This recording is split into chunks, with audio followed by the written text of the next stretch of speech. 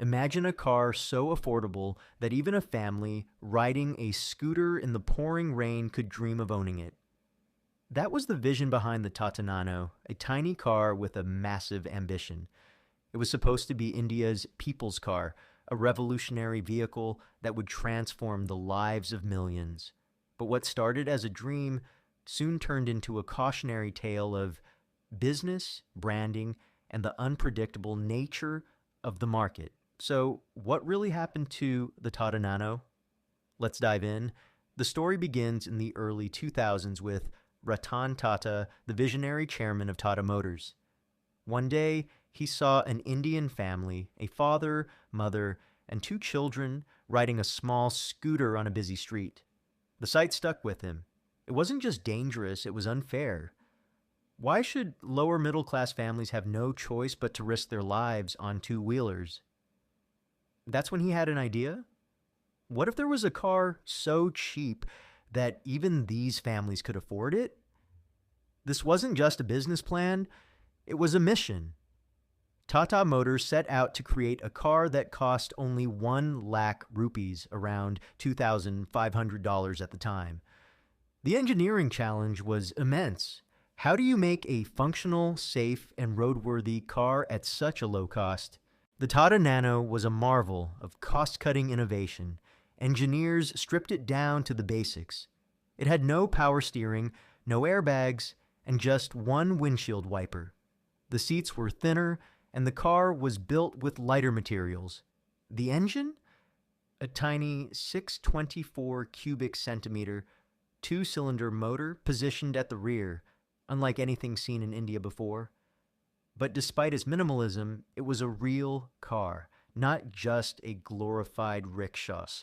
It had 4 doors, space for a small family, and could hit a top speed of around 105 kilometers per hour.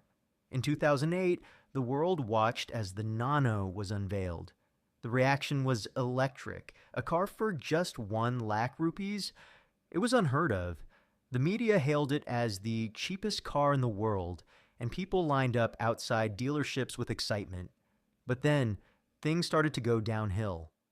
First, there were production problems.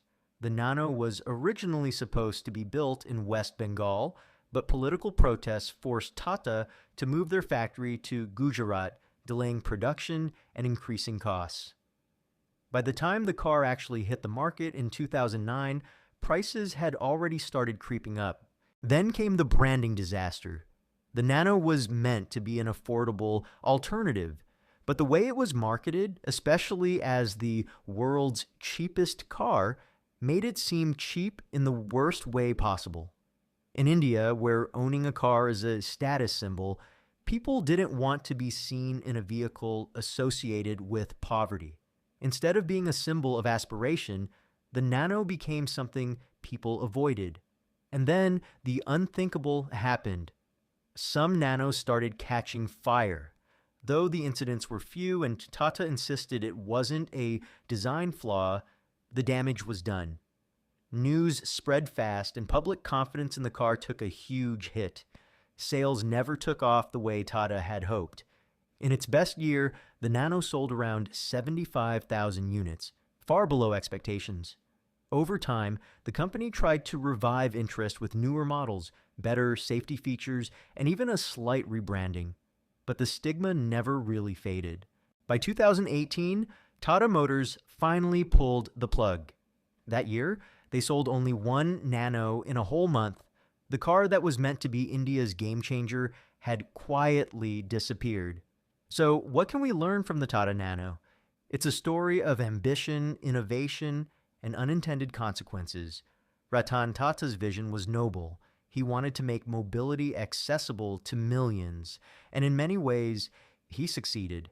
The Nano proved that ultra-low-cost cars were possible, and it pushed the boundaries of automotive engineering, but it also showed how branding and perception can make or break a product. In the end, people didn't just want the cheapest car, they wanted a car they could be proud of, and that's where the Nano fell short. Today, Tata Motors is still a major player in the industry, producing successful models like the Tata Nexon and electric vehicles for a new generation. The Nano may be gone, but its story is one of the most fascinating chapters in automotive history. So, what do you think? Was the Tata Nano a failure?